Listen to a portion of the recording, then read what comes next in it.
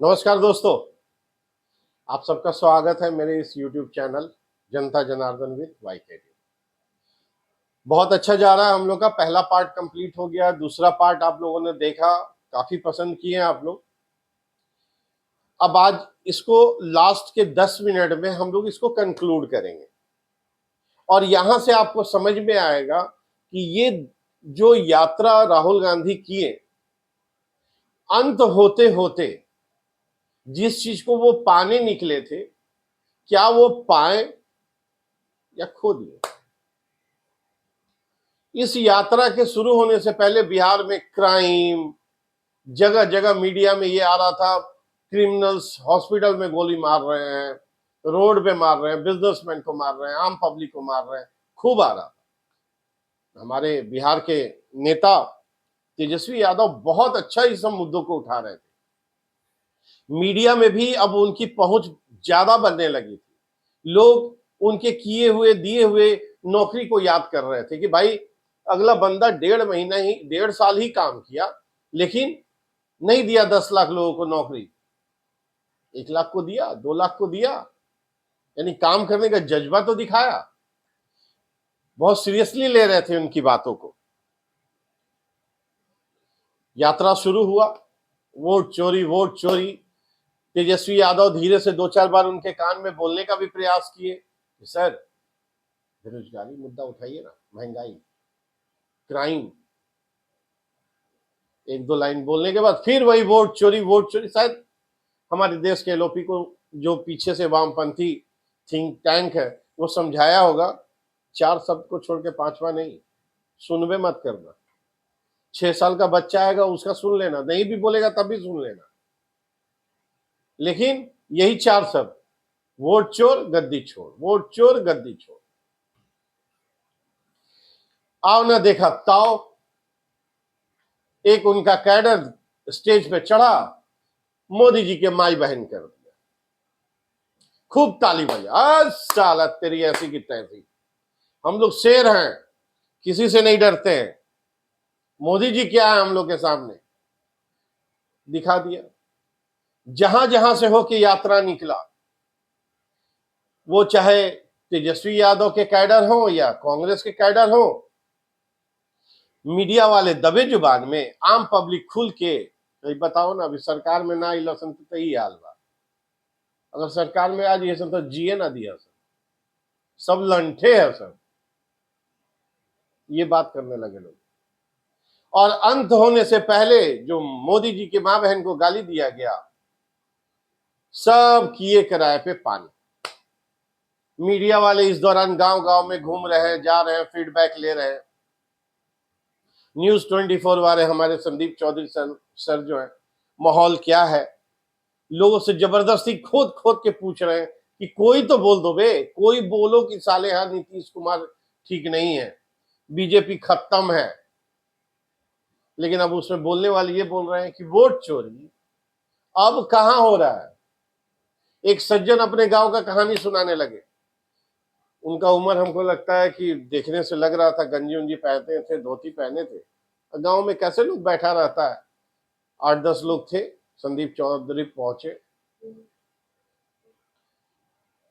कहानी सुनाए, भाई गौवा में ना केहू के वोट ना डाले देते रही जा, ओनिए से भगा देते रही जा, जा तार वोट पड़ गई। आराम से प्रेम से बैठ के ठप्पा मारा जाता था। कांग्रेस को हम लोग खूब जितवाए हैं, मतलब वो अगला आदमी गर्व से बता रहा है, उसको बताने में खुशी हो रहा है कि वो कांग्रेस के लिए कितना मेहनत किया। वो इसको कहते थे बूथ कैप्चर कर लेना, कि अब भाई वहां कोई नहीं डालेगा। उस समय ना इलेक्ट्रॉनिक मीडिया, ना सोशल मीडिया, ना कैमरा, ना कुछ, कुछ भी नहीं, किसी का डर नहीं। आज तो कैमरा लग रहा है, अगर कैमरा आप उनका बंद करेंगे तो उनका चालू है, किसी ना किसी का चालू है। बंगाल में आप इसको देख सकते हैं, आज भी बंगाल में मजा आएगा। खैर अभी बिहार की बात करते हैं। तो वो अगला गांव का आदमी कहानी सुना रहा है कि कैप्चरिंग बूथ चोरी तो हमनी के बैलेट पेपर पे जब होत रहे ना, तब मजा आवत रहे। अब तो साला गांव के हर आदमी जाकर के दबा देता, अब कहां कर पाओ था एग्जाम, अब नहीं हो पाओ। तो आपको क्या लगता है कि मोदी जी वोट चोरी कर रहे हैं? मैं साला मोदी जी में दम है, वोट चोरी करेंगे, कुछ नहीं कर पाएंगे। ये सब बताने में उसको मजा आ रहा है कि मोदी जी वोट वोट चोरी नहीं कर सकते, उनका औकात नहीं है। इधर राहुल गांधी मैदान में पूरा रायता फैलाए हुए हैं कि ना ना वोट चोरी तो कर रहे हैं। खैर, बहुत सारे यूट्यूबर जब ये सुने कि राहुल गांधी के कान में साला हजारों बच्चा छोटा छोटा 5 साल 6 साल का, जिसको साला ढंग से अपना नाम लिखने ना आए, वो राहुल गांधी के स्टेज पे चढ़ के उनके कान में जाके धीरे से बोला है वोट चोर, गद्दी चोर। अब वो सारा यूट्यूबर जो है गांव गांव में घूम के उन छोटे बच्चों को खोज रहा है। जहां से भी राहुल गांधी की यात्रा रैली निकल गई, वो आगे बढ़ गए, तो पीछे सब गांव गांव में जा रहा, हो सकता है इस गांव का कोई तो मिलेगा पूछने पे कि राहुल गांधी के बारे में जानते हो? ना ना हम क्या जाने। अच्छा मोदी जी के बारे में जानते? मैं हम मोदी वोदी नहीं जानते। राजनीति समझते हो तो वो क्या होगा? ये तो हाल है 5 साल 6 साल का बच्चा। और अगला आदमी प्रेस कॉन्फ्रेंस करके इलेक्शन कमीशन को चैलेंज दे रहा है कि इलेक्शन कमीशन जाए और उन हजारों बच्चों से पूछ ले, वो मेरे कान में आके बोले कि वोट चोर गद्दी चोर, और उनसे बोला जाएगा वो हलफनामा दे दी महाराज, जांच कर लिया जाएगा। चलो तेरी ऐसी की तैसी हेयरगंड है काबे हेयरगंड है, हम देंगे, राजघराना के हैं हम लोग से तुम मारे साले, पक चला यार। तो खैर, अपना अपना रुतबा, अपनी अपनी बात।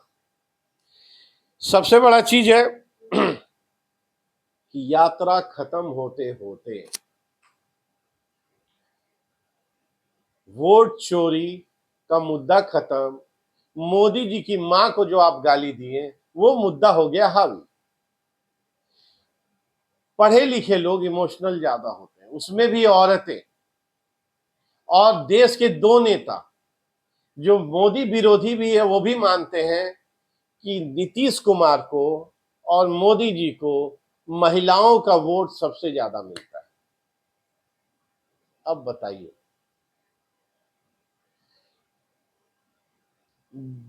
मतलब जिस 2 नेता को महिलाओं का वोट सबसे ज्यादा मिल रहा है, उनमें से मोदी जी की मां को आप गाली दिलवा दिए, और अब खेल तो पलट गया। मोदी जी ऐसे बोले वैसे बोले, तो कैसे कुछ भी बोले। अब बिहार की बारी है। बिहार की जितनी महिलाएं हैं वो भले कट्टर तेजस्वी समर्थक होगी, यादव भी होगी, वोट हो सकता है तेजस्वी को ही दे दे, लेकिन वो भी धीरे से बोलेगी कि ना ना माई के तो गाड़ी ना दिल चाहता है, माई केहू के माइये ना होले।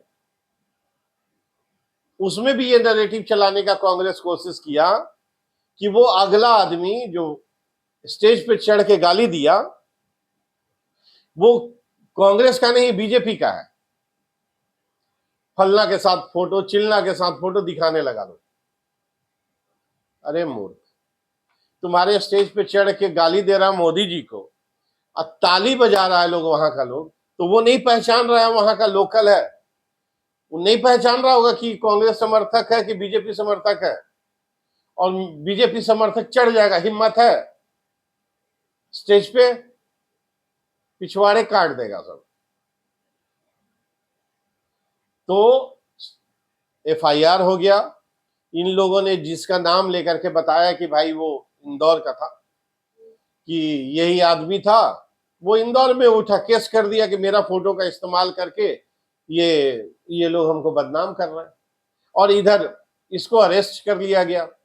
अब इसका पूरा कुंडली खंगाल खंगाल दिया पुलिस कि हाँ ये कांग्रेस समर्थक है, इसका पहले से ही प्लान था कि हम लोग जब आएंगे तो ऐसे ऐसे गाली देंगे, इस वीडियो को वायरल किया जाएगा, इसीलिए वहां ताली बजा, प्री प्लान था। तो सर, लास्ट में लोग अब यही कह रहे हैं कि राहुल गांधी, तेजस्वी यादव पता नहीं क्या प्लान करके क्या प्लान करके ये लोग कर रहे हैं कि वहां ना कन्हैया कुमार जिसको जो इतना अच्छा वक्ता, पप्पू यादव को चढ़ने नहीं दिया जा रहा है। पप्पू यादव जबरदस्ती गला फाड़ फाड़ के जननायक बता रहे हैं।